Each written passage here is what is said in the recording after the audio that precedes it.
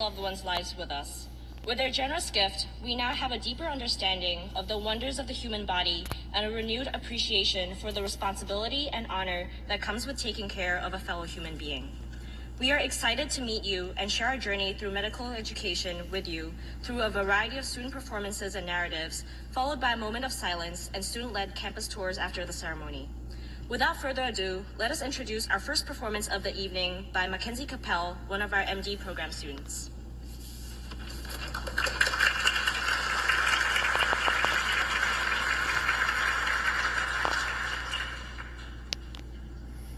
This song is For Good from Wicked.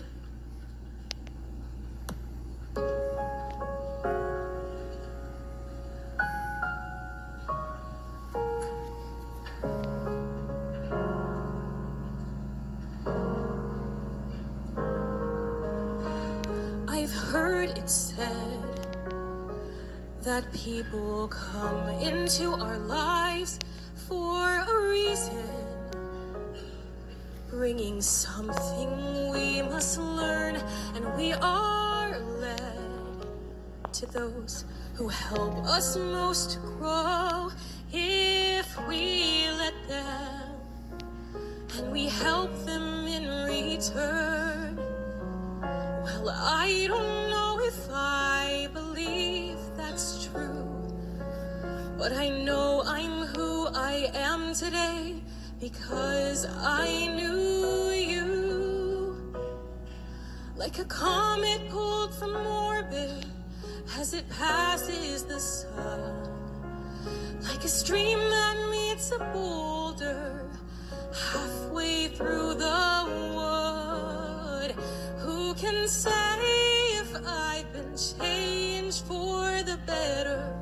But because I knew you, I have been changed for good. It well may be that we will never meet again in this lifetime. So let me say before we part, so much of me is made from what I learned from you, and you'll be with me like a handprint on my heart. So now whatever ways our story ends, I know you have rewritten mine by being my friend. Like a ship blown from its mooring by a wind off the sea, like a seed dropped by a skybird in a distant wood. Who can say if I've been changed for the better? But because I knew you, I have been changed for good. And just to clear the air, I ask forgiveness for the things I've done you blame me for. But then I guess we know there's blame to share, and none of it seems to matter anymore. Like a ship blown from its mooring by a wind off the sea, like a seed dropped by a bird in the wood. Who can say if I've been changed for the better? I do believe I have been changed for the better. And because I knew you, because I knew you, because I knew you, I have been changed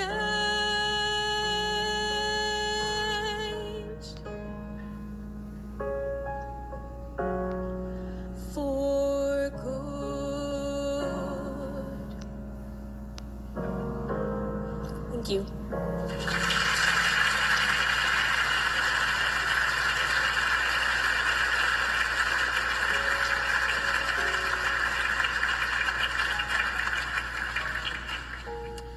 Thank you, Mackenzie. That was beautiful.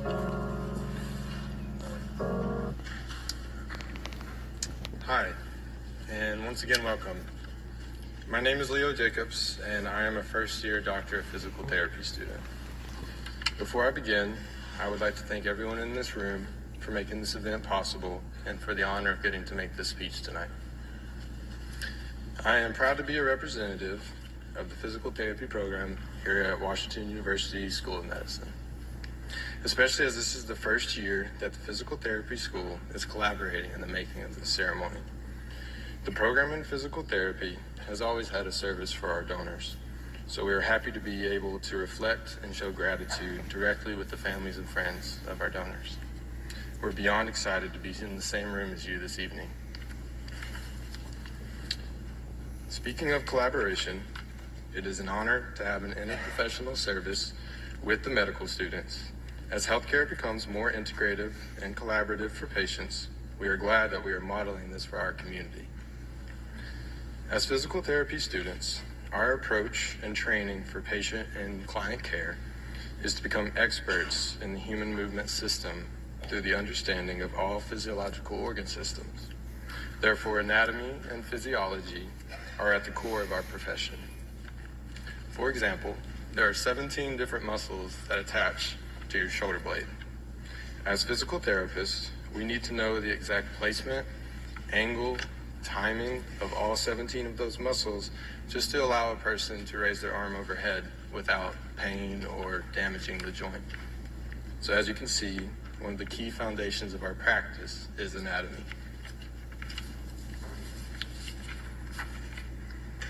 I've been blessed with the opportunity to not only be a student of anatomy, but also to be an employee in the anatomy field. I'd like to share some words of wisdom that one of my mentors once shared with me. He said, "Becoming a body donor is the most selfless gift that a person can give. Those who gave this ultimate gift did so without asking for anything in return. So, the least we can do is show respect and gratitude and learn from them all that we can." That is exactly what has brought all of us here today. To say thank you, to honor them, and to try to give something back. We thought, what better way to give back than to have you, the families and loved ones, here as we expressed our gratitude. I can say from my personal experience, and I hope that I speak for my fellow students as well, that there comes a feeling of competency and reason in the moments of learning anatomy. Feelings that prove to us that all these years of hard work are worth it. That someday we'll be able to make a difference as healthcare practitioners. I've always been reminded of this next quote. A Greek proverb once said, "A society grows great when old men plant trees in whose shade they shall never sit." This quote has always resonated me during my time learning anatomy, particularly when it has been learning for the advancement as a practitioner of health. Those who decided to become body donors did so for the betterment of the generations to come, for the advancement of the medical field, and for the education of physicians, surgeons, physical therapists, occupational therapists, and so many others. Their hope is that my fellow students and I will be able to treat sickness, reduce discomfort, relieve pain, and overall improve the quality of life of the patients that we will work with throughout our careers. Hence, they gave to the growth of our society. I would like to touch on my personal experiences and feelings in the anatomy learning room. The first word that comes to my mind is appreciation. Appreciation for the complex relationships between structures and systems that teach us how the human body functions. Appreciation for the vast variation amongst all individuals. No two humans are the same. Appreciation for the application of what we have learned during the countless hours spent studying textbooks, research articles, and diagrams in preparation for the real thing, our first patients and our donors. This is what will allow us as healthcare professionals to treat our future patients with a true grasp of the human body, enough so to hopefully alter the path of disease, impairment, and age. To treat with equity, not just equality, because we have come to understand that every patient we encounter will require an individualized plan of care that best suits them. With that, I would like to thank you all once again for coming. To the loved ones of those who donated, we will hope to honor you, and we thank you for being here to help us give back. To the faculty and staff of anatomy and our curriculum, we want to thank you for the knowledge and preparation you have given us. And to my fellow students, thank you for the respect and gratitude that you will carry with you throughout your careers. Thank you.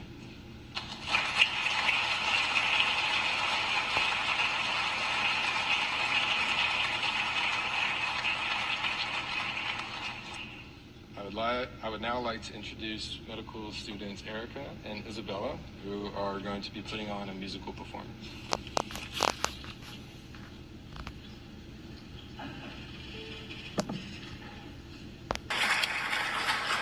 Wow, that was wonderful. As always, my classmates never fail to astound me.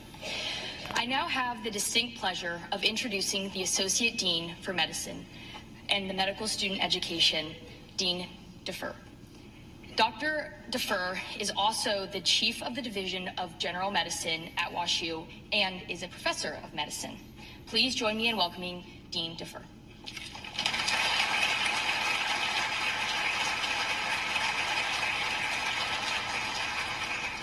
Good evening, everybody. It's really wonderful to see you all here at this really meaningful event. I have to say that I too am always impressed by the skills of our students in things that aren't exactly medicine, my goodness. I am very appreciative of the opportunity to speak to you, and as you heard, my primary function is to be the Associate Dean for Medical Student Education. In other words, the curriculum of the medical school.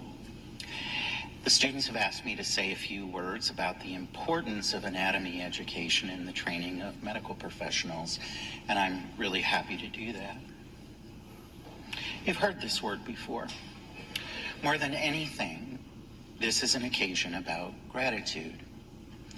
Tremendous gratitude for the selfless generosity of our donors and you, their loved ones.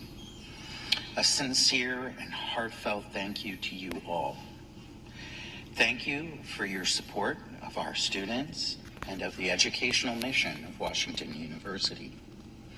We thank you for your trust in the medical profession and your confidence in science. And thanks to each one of you for your contribution to the betterment of the health of humanity. We fully acknowledge that doing this was not, by any means, an easy decision. We are truly grateful. To put this into some context, direct, experiential, human anatomical study hasn't always been available to medical professionals in training. And in those instances, anatomy was more or less told to students who were then expected to write it down precisely so they would have their own textbook of anatomy, and that they would memorize everything that they have been told, and that they would use this minimal and really often inaccurate information to take care of actual patients. This is akin to an automobile technician attempting to fix a car, but they've only been told about how a car works, what the parts are and the like, by somebody else who's never seen the inside of a car. It's really hard to imagine how this would ever work out very well for anybody. Today, anatomical study is considered, and I quote, indispensable to ensure the safe and efficient clinical practice. At most U.S. medical schools, training begins with the direct study of the makeup of the human body. This is no doubt a fundamental threshold experience for all students, past and present. It's really both overwhelming but also unforgettable. Anatomy remains one of the most essential, unique, and defining areas of knowledge for all medical professionals. We know that it's a privilege and an honor afforded to really very few people. You should know that this knowledge is by no means exclusive to the domain of surgeons. It is a bedrock foundation for the understanding of how our bodies work, what can go wrong with them, where the problems might be, and ultimately the successful practice of clinical medicine. The art of physical examination is based completely on anatomical concepts. Even commonplace, presumably simple bedside procedures require a considerable degree of anatomical knowledge. The use of clinical imaging modalities at the bedside can help, but it definitely does not eliminate the need for knowledge. Neurologists are highly trained in the anatomy of the nervous system, and they use it really in every moment of their practice. Obstetricians manage difficult deliveries aided by their knowledge of anatomy. And yes, a knowledge of anatomy is crucial for the surgeon and for the proceduralist alike. You've already heard about the importance of anatomy to the practice of physical therapists.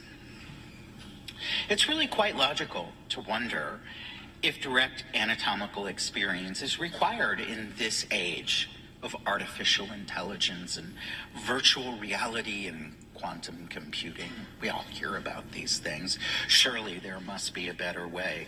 Mustn't there be a 3D model or a holographic projection or some advanced imaging technique or maybe a smartphone app that will suffice for anatomical knowledge? For now, we can say that there really are very few effective alternatives. None of them are a complete replacement. Our students will understand what I say here, and that is that ChatGPT is of no value in this conversation. Direct anatomical study, on the other hand, provides indispensable experience that cannot currently be achieved simply through the use of technology. In studies, students overwhelmingly agree that traditional anatomical experiences are an important aspect of the process of learning anatomy. Proponents of multimedia teaching also generally concur that it is a combination of traditional and newer methods that will be the most effective way to teach anatomy.